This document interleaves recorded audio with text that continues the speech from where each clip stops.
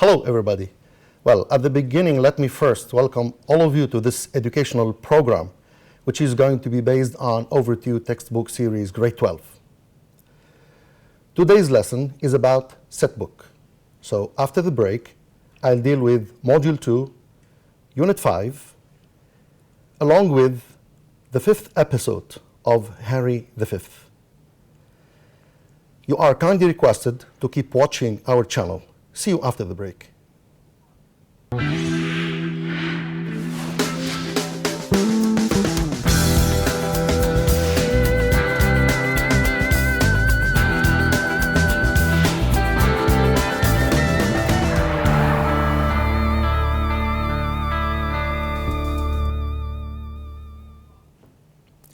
Dear students, welcome back to our virtual infinite educational program. As I said a minute ago, today I'm going to deal with set book, Module 2, Unit 5, along with Harry V. As you can see here on the screen, so this is the title of our unit. As you can see here, Precious Resources, and the 5th episode of Harry VII. Two very important remarks I'd like to deal with you, which are the following. First of all, your questions are of general nature, which means that you are not going to bother yourselves about details that you have already seen with your teachers in the reading comprehension passages in your books. The second remark is the following. You have to give full sentences while answering your questions, which means that you have to guarantee that your sentences consist of the most compelling elements of any English sentence, which are subject, verb, and complement. So avoid giving phrases in order to get full marks. Let's get started by having some tips concerning the way you can deal with your set book questions while in quizzes or in exams. The first tip is you are kindly requested to read all the questions carefully to have an idea about the type of questions you are dealing with. Then you have to start with the easier questions. Give yourself the chance to start with an easy question to guarantee a good mark.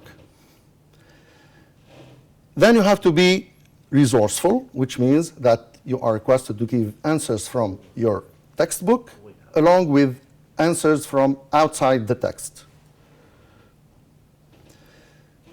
As I have already said, you have to give full sentences or full meaningful sentences. You have to give due care to your handwriting and make sure that your sentences are do not contain mistakes, whether they are spelling mistakes or grammar mistakes.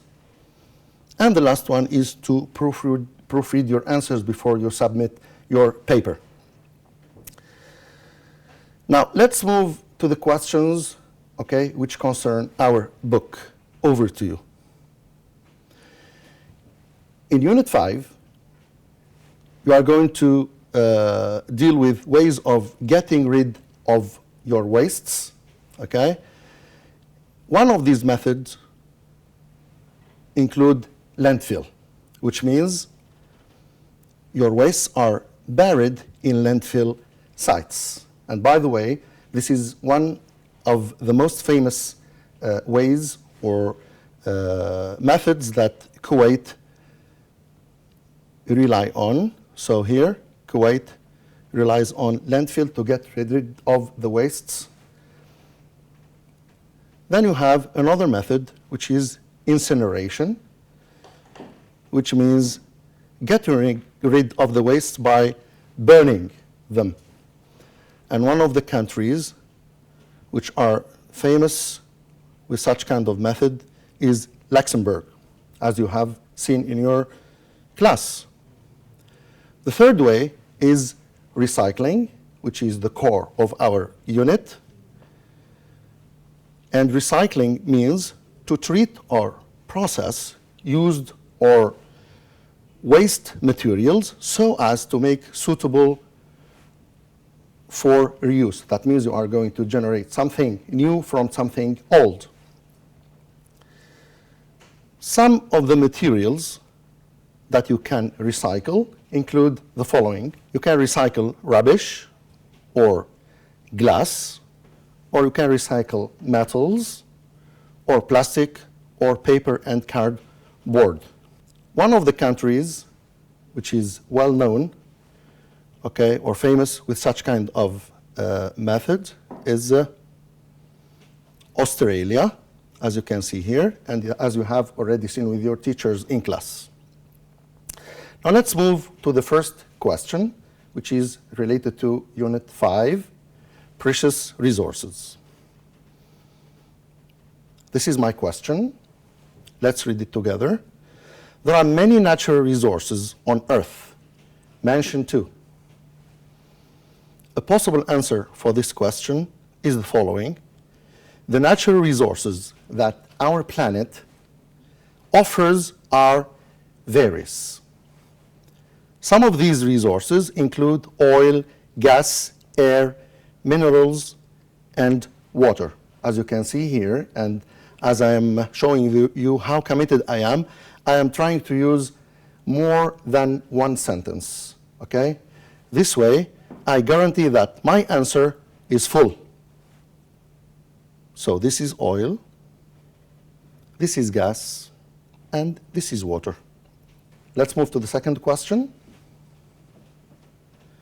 The question says, how can we preserve our natural resources?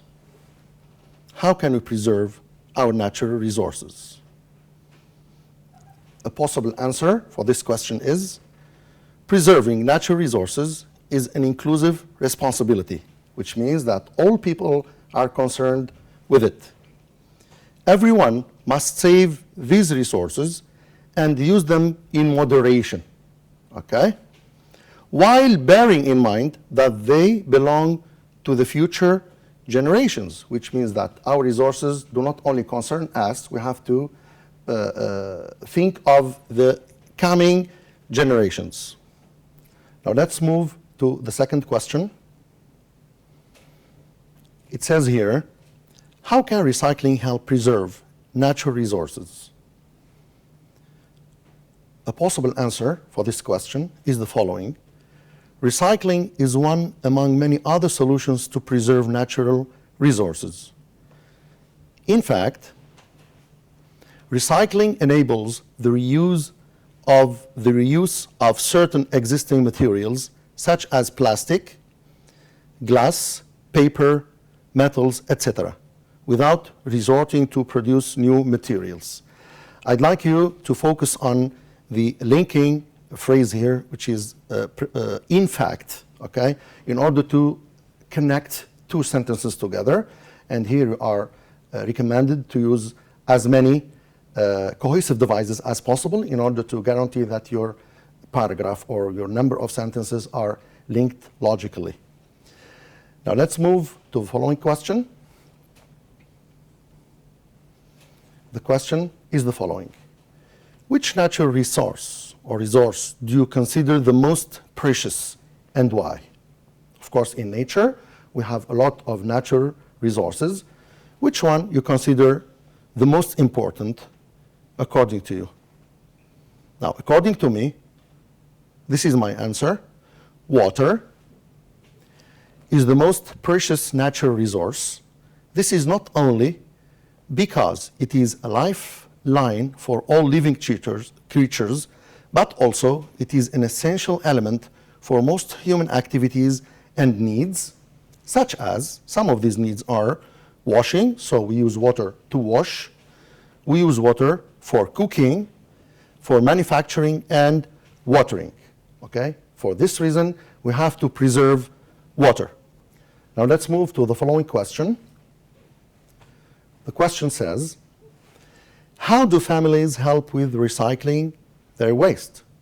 Of course, we have already agreed upon something very important, which is that all of us, everybody, has to help in recycling the wastes.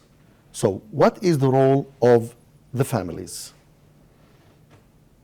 A possible answer for this question is the following. Families help with recycling their wastes by taking all their waste glass, paper, and all clothes to special collection points in order to be gathered, okay, and then to be recycled. Let's move to the following question. Do you think it is necessary to recycle our wastes, and why? Here you have to agree or to disagree, and you have to argue by supporting your supporting detail by saying why. This is my answer now. According to me, which is not the only possible answer, it is necessary. So it is yes. It is necessary to recycle our wastes. Why? Because the earth is running out of resources. Okay? In addition, we are running out of places to bury all our waste.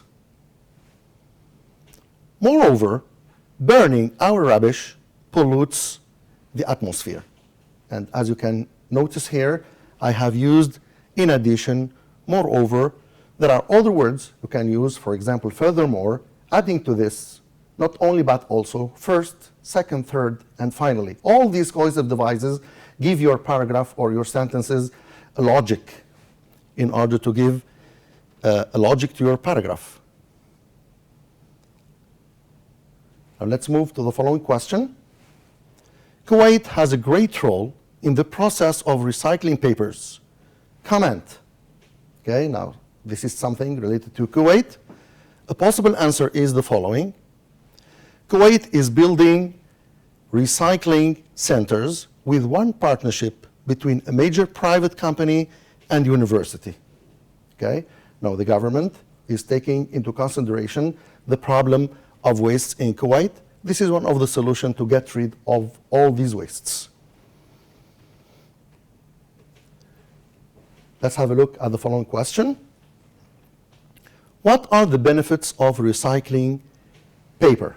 Now we are concentrating on one material, which is paper. Benefits. This is my answer. Recycling paper has many benefits. For example, it saves huge quantities of water and electricity. Moreover, it reduces air pollution by avoiding the production of methane gas that results from burying paper. Okay, now, as you can notice here, burying paper has advantages as well as disadvantages. So we have to think of other ways to get rid of our wastes. This is a picture that shows you, okay, something very important, which is the constituent of making papers. What is paper made of? For example, paper can be made from all kinds of materials, such as cotton fibers, grass, and sugar cane. However, these days, wood pulp is the material most commonly used to make new paper. And wood pulp here is the material that, or is the material which is not used in manufacturing. Now let's move to literature time. Our questions now are going to be about Henry V, okay, episode 5. Before that, let's summarize, okay, episode 5 together. At the beginning of the episode, we are informed that the English pushed through the north of France. So the English are going to the center of the kingdom.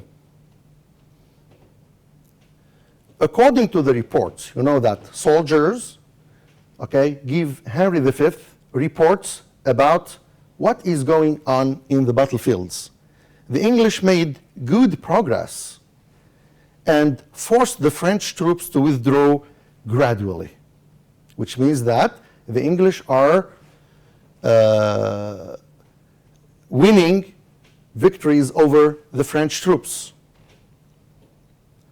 Then we are informed that one of the English soldiers was executed for stealing and committing offenses against French civilians, okay, in spite of Henry V's recommendations. Any disobedience would be punished by death, which shows how, let's say, fair is Henry V, even with his enemies. Then we are informed that the French suffered great casualties. That means there are a large number of dead people in the French troops. Then the King of France sent a letter challenging King Harry's ability to score further achievements on French soil, which is maybe a psychological trick that leaders resort to in order to influence their enemies and to stop them, okay, from moving. Now let's have a look at the reaction of Henry V. King Harry answered with a challenge, informing the French that they would surrender their kingdom to the English, which shows that Henry V is self-confident, is confident enough to show his enemies that he is victorious and he is going to reach their capital. Then King Harry was confident that he would win victory over the English, although, or in spite of some problems, his soldiers are suffering from, although his soldiers were starving, so they don't have enough food, they are exhausted, you know, because of, okay, many battles, and few in number compared with the French. So they have three main or major problems. First, they don't have enough food. Second, they are tired, they are exhausted, and their number is less than the French. There's another problem which is extremely important in the strategies of wars, which is the lack of knowledge about the soil or about the land of France, of the Kingdom of France. Then the French were restless and anxious. Why? Because internally they know that they are going to lose. Both the English and the French were getting ready for the ultimate confrontation or the Grand War, which is going to take place, okay, in the dawn.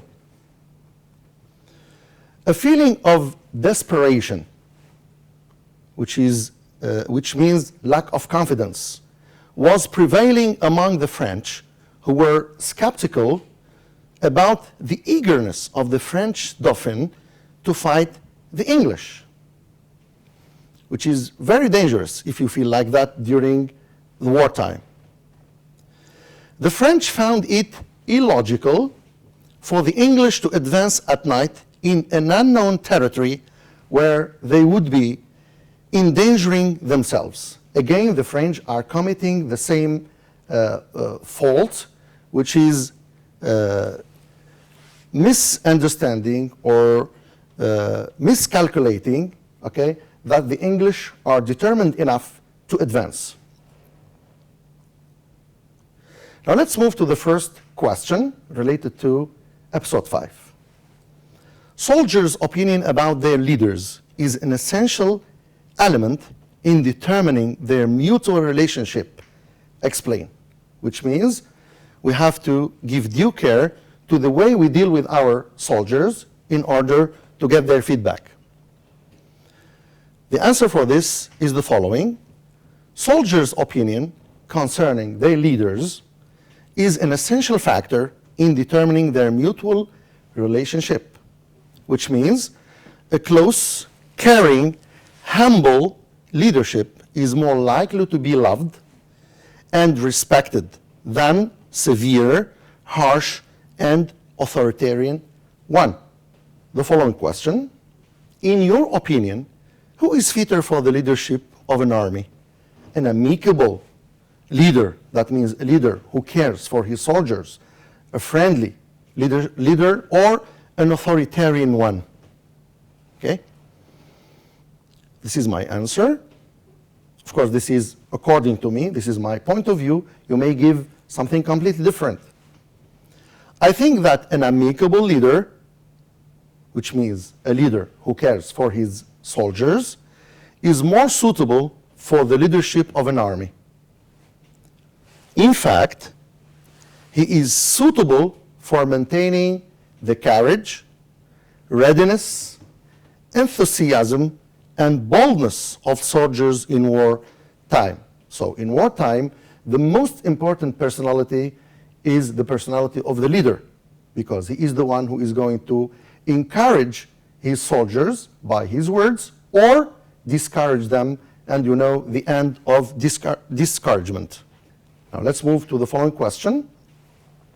What problems and difficulties might soldiers encounter during wartime? Of course, in wartime, the situation is completely different from the situation in a peaceful period. Let's have a look at the answer. Of course, the main concern for every soldier is to be alive or to survive. So staying alive is the soldier's main objective during a war. For this reason, and here you notice, I always focus on the cohesive devices and the linkers that will link between your sentences. For this reason, the soldier must fight and gain ground over his enemy. However, this is not as easy as it may seem.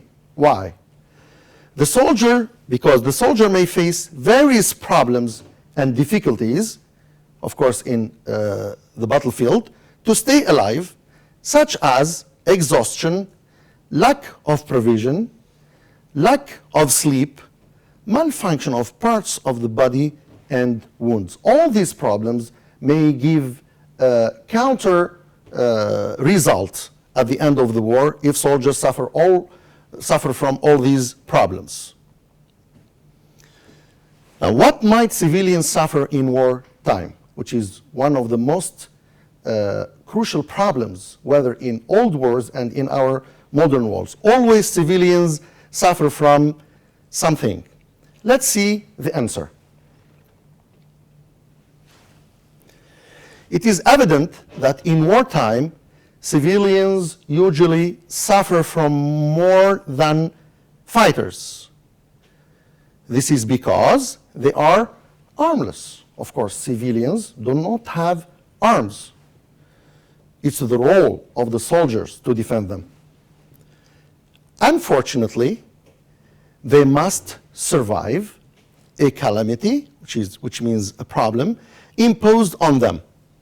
They may be subject to extreme dangers, such as shooting, sniping, captivity, some of them may be captured, torture, besides other risks, including lack of food and water, homelessness, diseases, starvation, and etc. So these are the problems that thousands of civilians suffer from, mainly in our modern life. At this point, our lesson is over. Let me summarize what we have already seen today. So our lesson was about set book questions. I dealt with Module 2, Unit 5, which is about our precious resources. We talked about 3 different ways of getting rid of our wastes. The first one is having landfills to bury our wastes. The second one is incineration. We burn our wastes. And the third one is recycling, which means getting something new from something old. All our questions were of general nature. I insisted on the point that your answers should be given in full sentences, giving due care to the cohesive devices or the linkers that will link your sentences to have the very cohesive paragraph. Then we moved to the second part, which was about Henry V. We summarized the episode, and then we moved to some questions, and we showed how Henry V dealt with his soldiers during the wartime, and we spoke about the characteristics that should be in the marvelous or the ideal leader in wartime and outside the war. I hope that you have enjoyed my lesson. I wish you good luck in your future endeavors, and thank you for watching.